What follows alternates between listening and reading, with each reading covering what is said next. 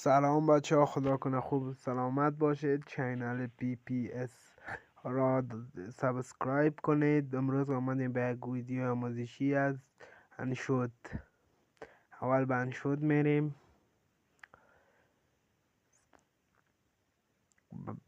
بعدا اینجا رو کلیک میکنیم، یک عکس انتخاب میکنیم. خب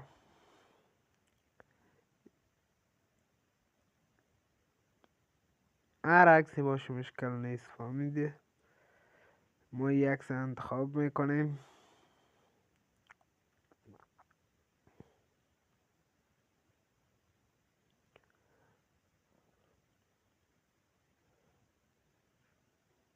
بعدا دیجی میم. خب